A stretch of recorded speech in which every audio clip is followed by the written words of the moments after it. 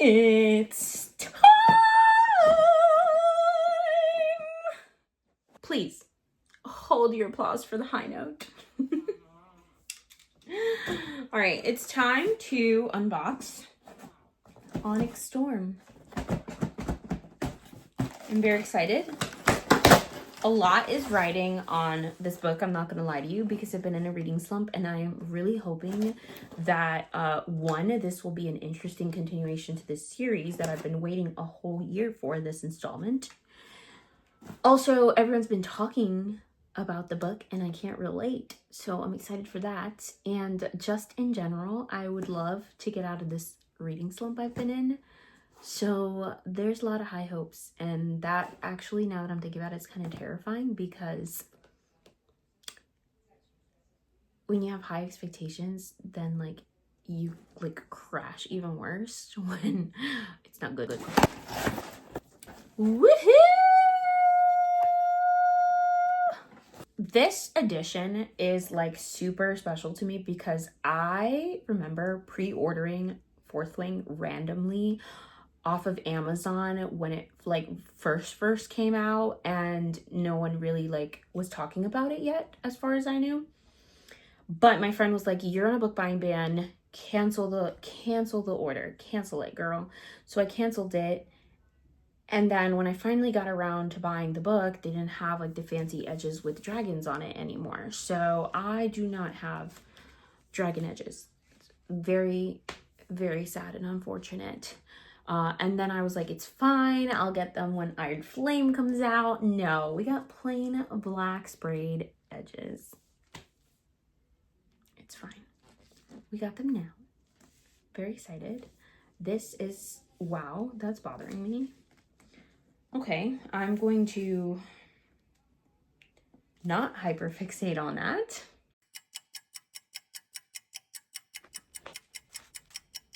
Oh, I kind of really love this. It says, "To the ones who don't run with the popular crowd, the ones who get caught reading under their desks, the ones who feel like they never get invited, included, or represented, get your leathers. We have dragons to ride." That is so relatable. She's talking to the nerds. That's us. Okay, I feel that this needs no introduction. She's known. She's well known. We're a little tardy to the party, but let's do this thing. Let's blow this popsicle stand. Let's not get into that. So, things I have heard thus far about Onyx Storm. People's books don't close correctly. Confirmed. The other thing that I heard is that many people are very confused in the first like 4 to 6 chapters of the book. Some people said that they reread Iron Flame and Fourth Wing and were still also confused. So interested to see what that's about. And then I've seen a couple people around like the chapter 24, 27 point be like, I'm bored. So that's what we have to look forward to. I'm hoping that none of those are the case, but we will see. Let's get to reading.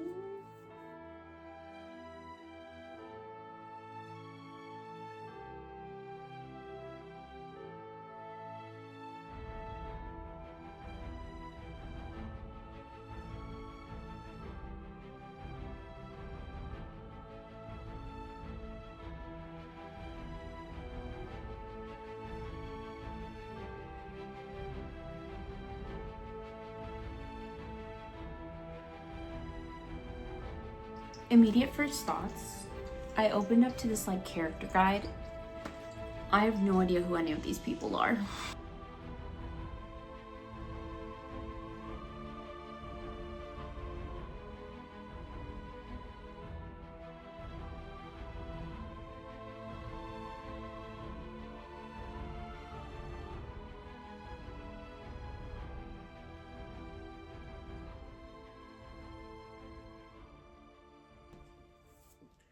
Buenos días, me gustan papas frías.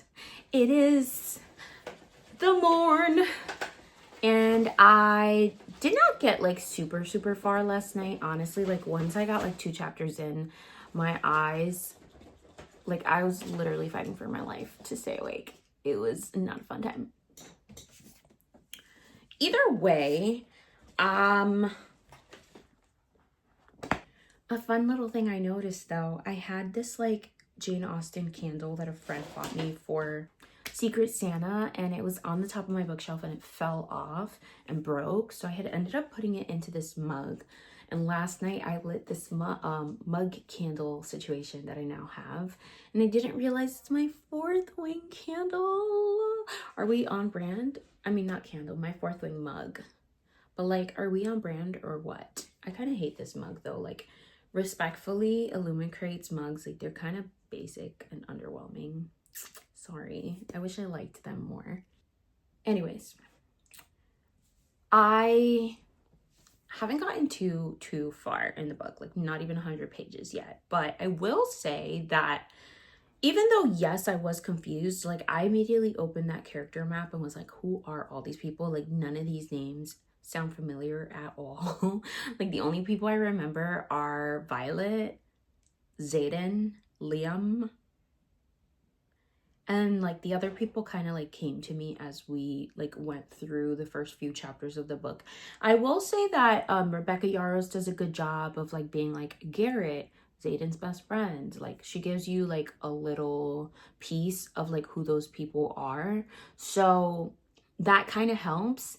I also think that like this is probably the best writing of the 3 books thus far. I'm not saying the most interesting, like it's not the best plot. Me personally, I don't know that I'm like a war type of person.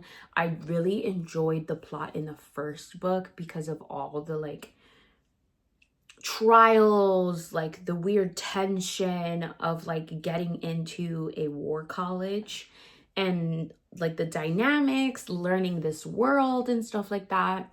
The world building was horribly written though. I just truly did not like that. Anyways, here, we're kind of getting more like politics.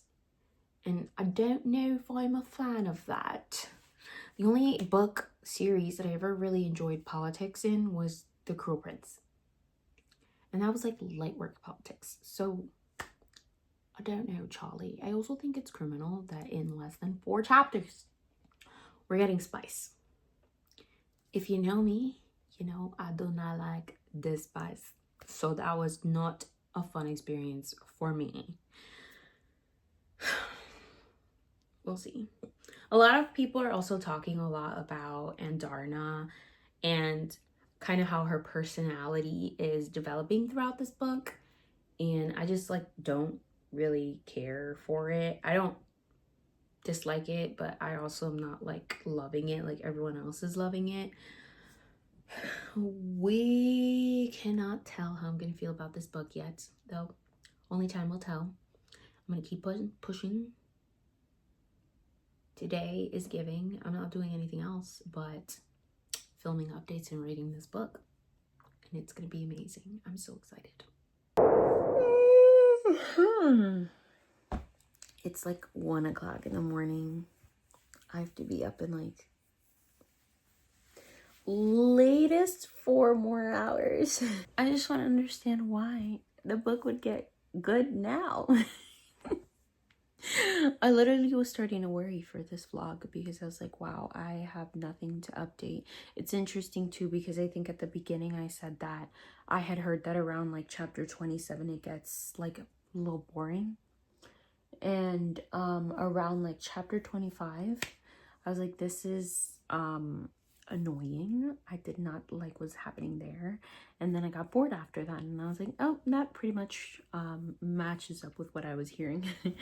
And now I'm about 60 something percent of the way through this book, and I am hooked.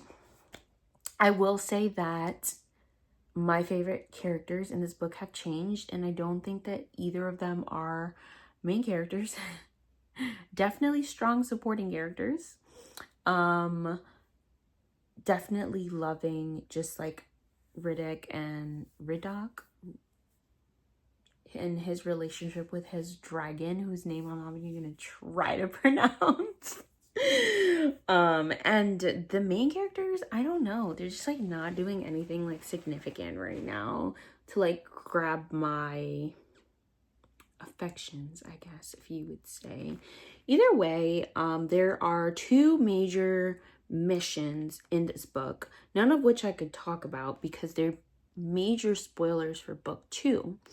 However, we've kind of semi-accomplished one of them, and it's kind of hilarious. This book would kind of make like a good cartoon if they wanted to make it comical. Like, I'm sure the TV show that's coming out is gonna be like a live action, probably something like very tense, fast paced, like emotionally packed. But I guess it's all the internet memes from How to Train Your Dragon that has me really thinking about this book in like the most hilarious way, especially in Darna's character and like her development and how like kind of naive she is. Everyone loves her sassiness, but like I just like, it's not that I dislike it, I'm very like, I don't care. But it's getting good. It's getting good. And then of course I read an interview that says that Rebecca Yarros is not planning on focusing on book 4 right now. She's gonna focus on writing a contemporary romance and then spending the summer with her kids. And then after that, she'll focus on writing book 4. What a tragedy. I guess we have a long wait ahead of us, y'all. Like, we thought a year was bad. Buckle up, cowboys. I'm like falling asleep.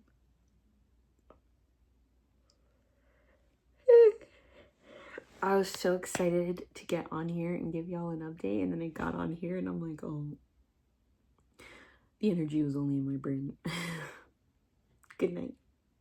Do you see that? It rained, and for some reason it only rained on one side of my head. And I didn't notice until I turned the camera on. What a fun and crazy time.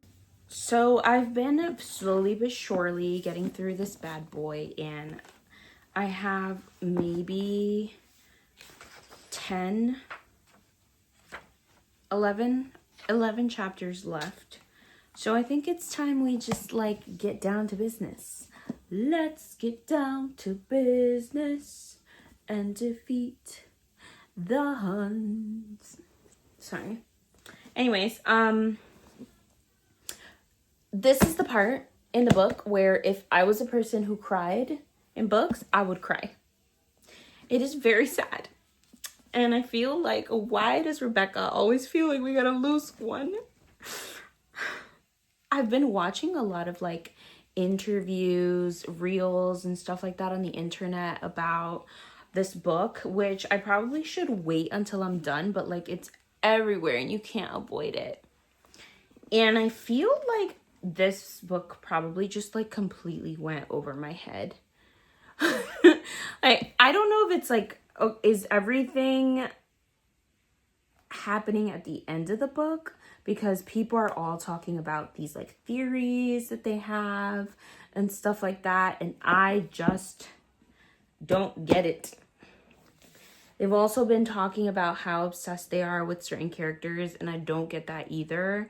Like, the characters are fun, but like not where I'm connecting with them like the rest of the universe seems to be. So I don't know. Tell me, am I missing something? Maybe I'll find out in the next few chapters, but like I don't know. The book feels fine right now. It's just fine. Like, I don't have a lot of thoughts, which is really frustrating because I decided to do this whole vlog on it. Definitely did not expect the outcome that just happened right now. Besides that, I don't know. There's just one specific thing that they keep mentioning over and over that she is seeing. And like at this point, we already know who that person is, but we keep referring to her by certain traits that she has. So I'm wondering if there's going to be some type of reveal pertaining to that. You know what I mean? And I don't think that this like specific trait was a emphasis in previous books. So I don't know what to think about that. And I don't have theories, but this is the only thing that I would imagine that people have theories about. It's so hard to talk about this book without spoilers. Okay, I'm gonna put PJs on. I'm going to comfy up and I'm gonna try to finish this bad boy. One kiss is all it takes. Falling in love with me. Possibilities I can't see. I don't know the rest of the words. Hey, I finished. And maybe finally I could give you some coherent thoughts, but probably not, because I am still as thoroughly confused now that I'm done as while I was reading this book. To be honest, most of the opinions that I formed about this book, I formed based on things that I watched and saw on the internet, because I was thoroughly confused the entire time.